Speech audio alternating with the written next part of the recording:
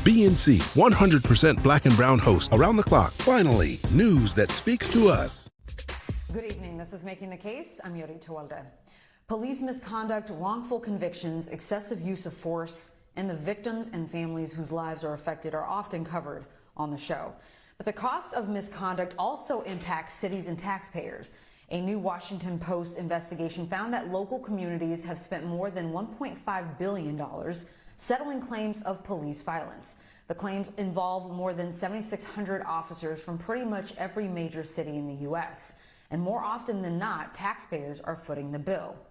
With me now to discuss is Stephen Rich, Washington Post Investigative Unit Editor. Stephen, welcome to the show. Listen, what inspired you to look into the financial costs of police violence for cities and its taxpayers?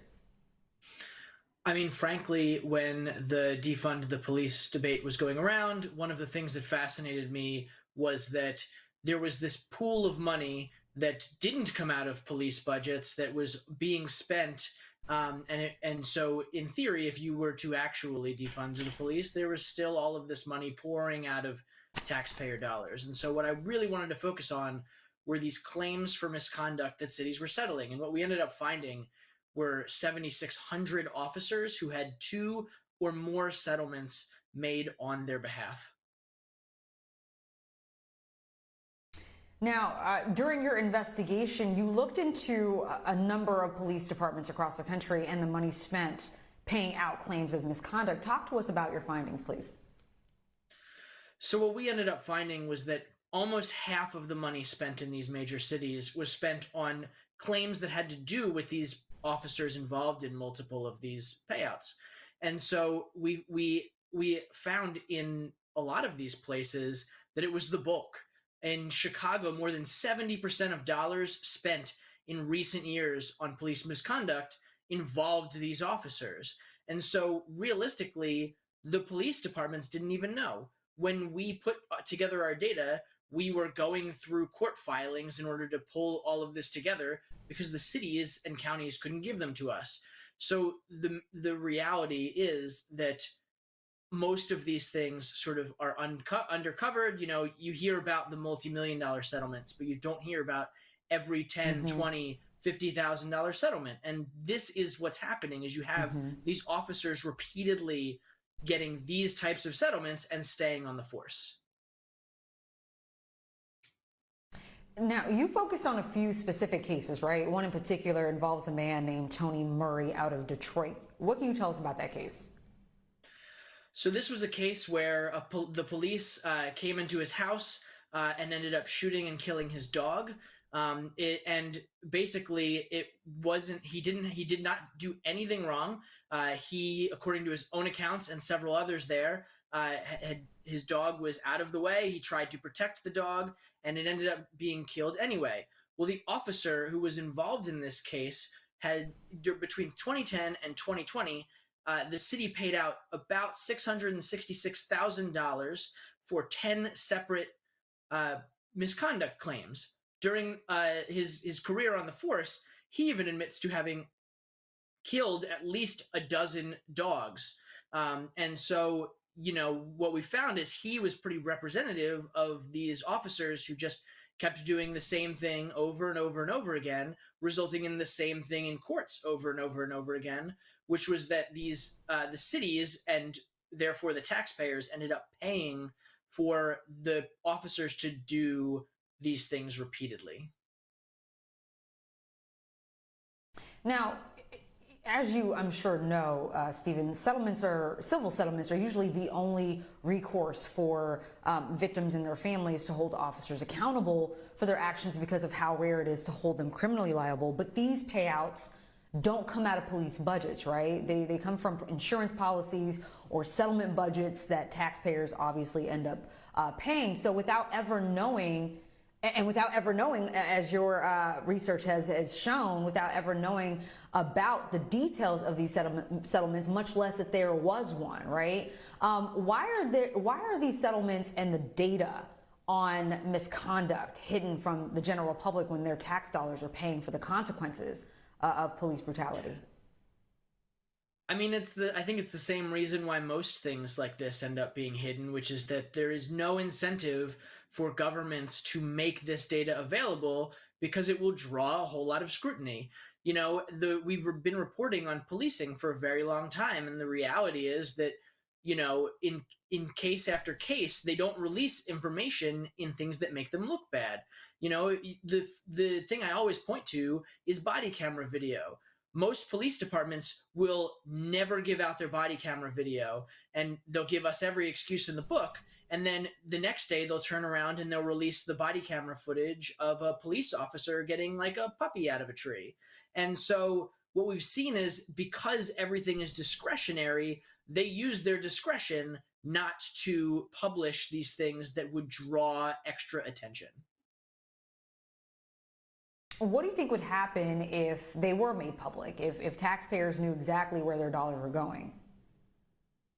I mean, I think that you'd have a better idea of how we could get at reform in these areas, because the more the public becomes engaged in these things, the more city councils, the federal government are willing to become a part of this.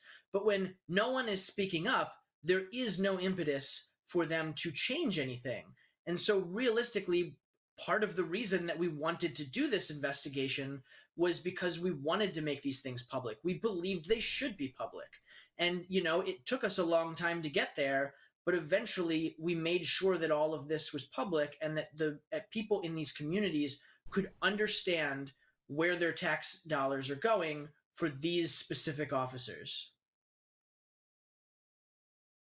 Stephen, what is your take on, recently the president had his State of the Union, and he said that officers or police departments needed to be funded. And this is, obviously against the cries of so many to defund the police.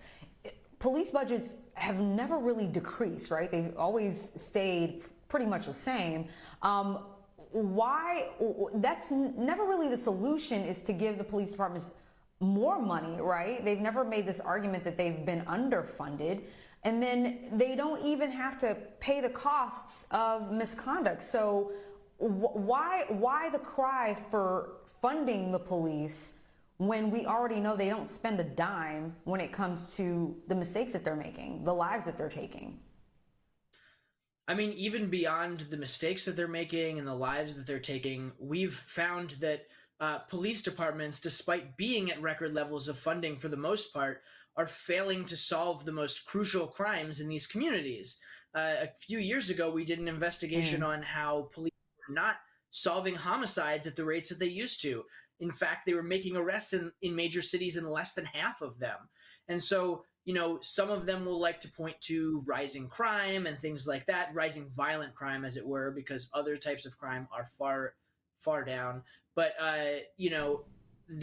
if they're not solving murders, then you have people committing murders out on the street.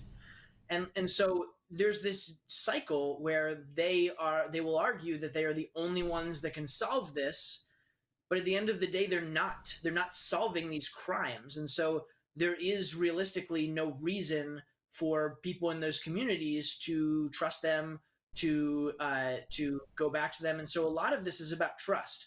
You can give police departments all the money in the world, no money in the world. If the community doesn't trust them, then they won't be effective. And, it's part of this cycle where they're not trusted because they're not actually getting the job done in many of these cities. Stephen, what's your biggest takeaway from your investigation? Honestly, my biggest takeaway is that while these settlements are the only recourse that many families have, they can often sort of be counterproductive, because when a city settles, they often sign something that says that they're not admitting any sort of guilt. And so if they're not admitting guilt, why would they continue internal investigations? They've basically resolved everything externally. And so while these can be good for the public, the people who have been interacting with police in ways that were inappropriate, where police had used excessive force or arrested them falsely, it can end up sort of perpetrating this cycle where they're not getting in trouble because they're not even admitting guilt when they pay out $10, $20, $50,000 for these cases. And they're doing that because the argument, of course, is that it's more costly to go to trial, and so they'll settle, but in the meantime, they're not admitting to any guilt, and there was no finding of guilt, right? Yeah, I mean, the city after city told us that these settlements were cost effective, that settling them early was sort of the key to keeping costs low. And, many of them, if you look at some of their internal documents, they don't want to go to jury trials because they don't necessarily know how a jury will react to the facts. And so, they often will settle even when they say nothing bad happened. They'll just turn over $50,000. Yeah, better training and not using excessive use of force is what would be cost effective. Stephen Rich with the Washington Post, thank you so very much.